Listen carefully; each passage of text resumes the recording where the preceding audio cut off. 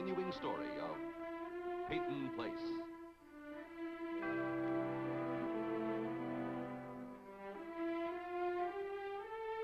Starring Dorothy Malone as Constance Mackenzie, Warner Anderson as Matthew Swain, Ed Nelson as Michael Rossi, Mia Farrow as Allison Mackenzie, Ryan O'Neill as Rodney Harrington, and Barbara Parkins as Betty Anderson.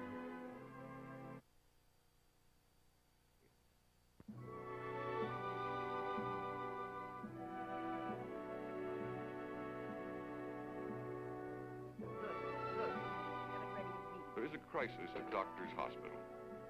The bus from Boston has gone off the road. Several passengers have been injured. Among them, one who will become very important to the people of Peyton Place. Take him in to Dr. Morton. Yes, Doctor. Elliot, you weren't on that bus. No, I drove by shortly after it happened. It was quite a mess. This one is pretty bad. I applied a tourniquet, but I probably botched it. I haven't done one since the war. Nice bodging.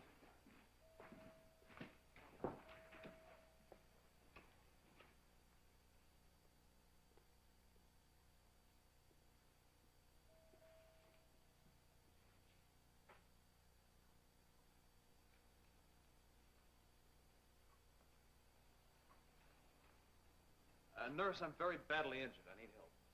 Here, let me see. This is no time for joking, Mr. Cord. Someone has treated these cuts. Yes, Dr. Morton attended to it, and she sent me here to have it bandaged.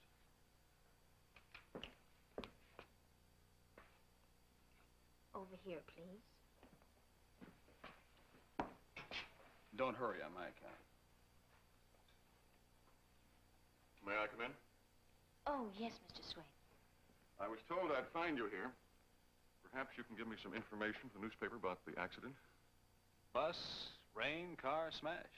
It all happened so fast. Well, I understand that the bus swerved to avoid hitting the car. All I know is I held on for my life. Aren't you being a bit modest? Me? I understand that you pulled someone out of the wreckage. Oh. And a power line was down. I didn't notice it. But you did pull someone out. Yes. Does that entitle me to a banner headline reading Stephen Cord, Hero of the Week? You might have to share it with Elliot Carson. Now, this other passenger, who was he, do you know? Yes, he happened to be sitting next to me. His name's Markham. Vincent Markham. That's right. The Dr. Vincent Markham. The Saint of the Andes. You might get that headline, Mr. Cord. Would you like a cup of coffee? Hero of the Week. When you've got a minute.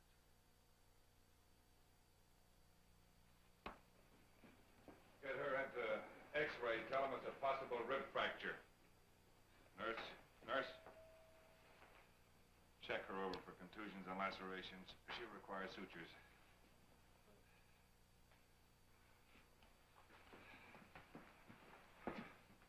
I'm Dr. Morton. I'm in charge here. I assume you're... Are you injured?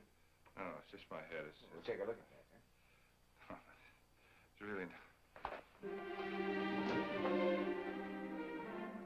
Claire, get an orderly. What is it? What's wrong? Vincent. It's my husband.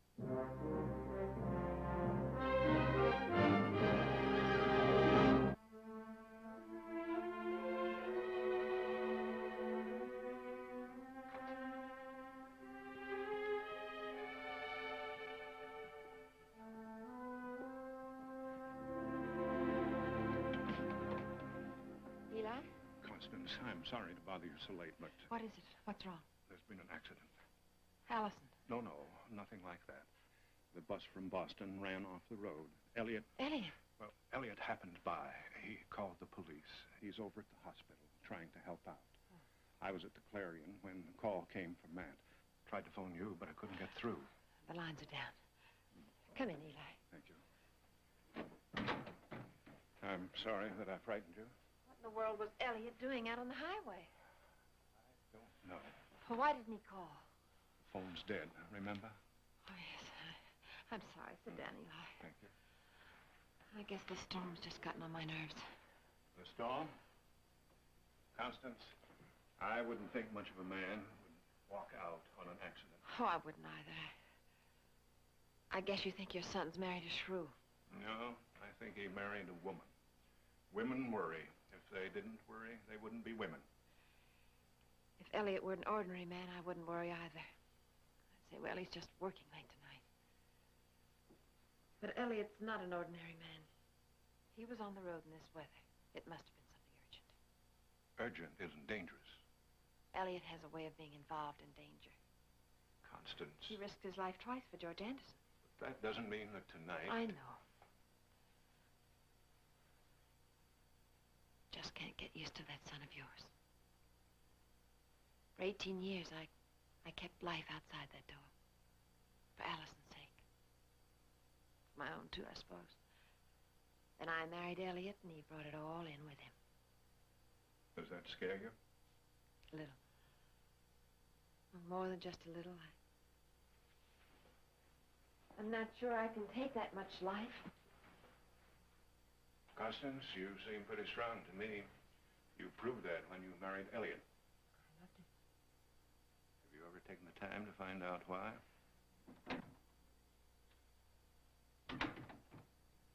Anybody home? Oh, Grandfather. Hello? Just thought I'd drop by. Oh, what a night. We got caught in the storm and sat it out in Sandy's ice cream parlor. And sat. When the rain finally stopped, I had Mr. Schuster drop me off in the square so that I could walk home. Everything smelled so fresh and clean.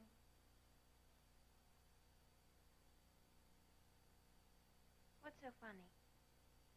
Oh, you. Me. Everything.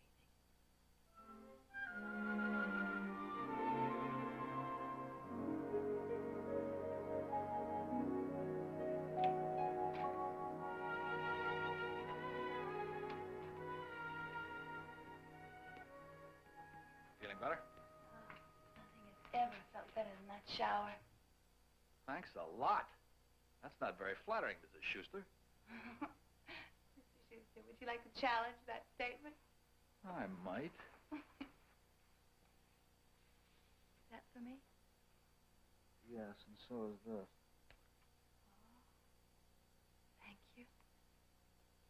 I should make you worry about me more often. Please don't.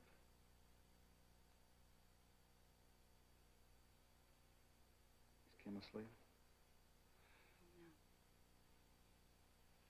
You have no idea how frightening it was out there during that storm. Yes.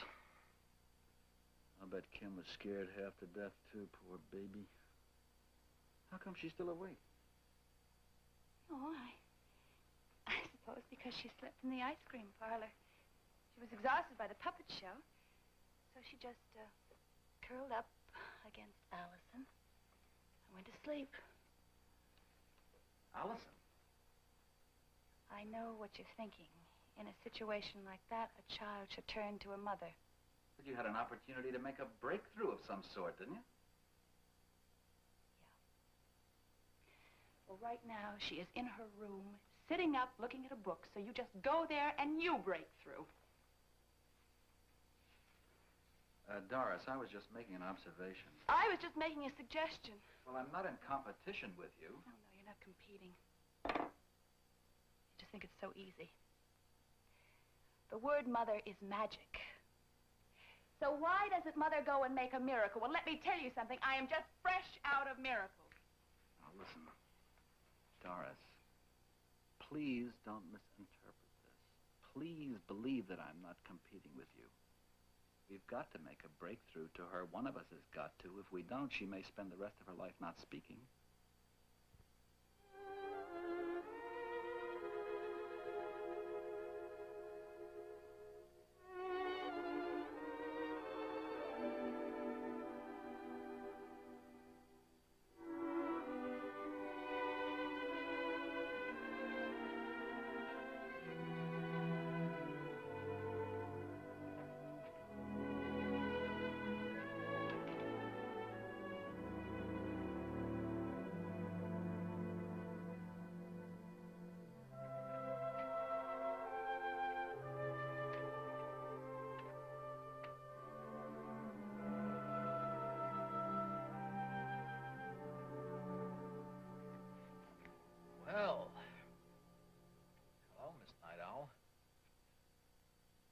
sleepy?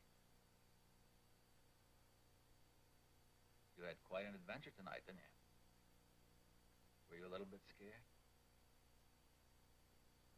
Or just a little bit?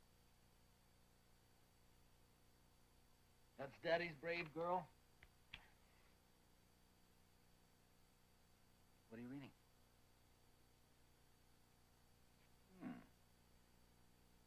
Is it good? What's it about? Won't you tell Daddy what it's about? Kim, if you don't look at me, you won't know what I'm saying.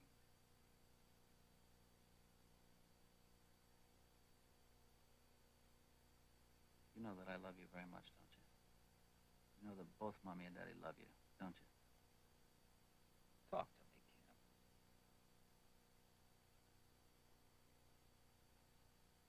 Do you know that you're hurting your mother and Daddy? Do you want to do that?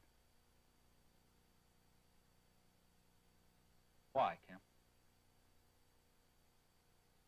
Kim? I think that this is a very silly game, and I want it to stop. I know that you have not forgotten how to talk. Allison told me. Allison told Mommy and Daddy that you talk to your doll, you talk to the floor, you talk to the curtains. So I guess you're playing a joke on us. It isn't a joke. What is it? You want me to guess?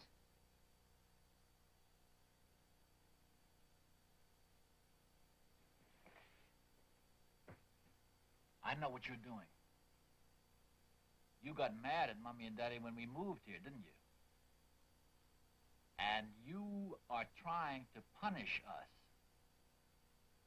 Is that right? It's all right, Daddy understands. Are you trying to punish us?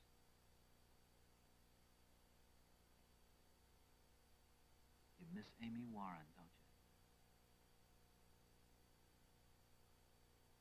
Honey, we tried to get Amy Warren to come and live with us when we moved here, but she couldn't. She couldn't leave New York. We've got to build a new life in Peyton Place. We've got to make new friends. And it can be fun, as long as we love each other. We all stay together. Kim, don't hurt yourself anymore. Don't hurt us anymore. Talk to me, Kim. Tell me that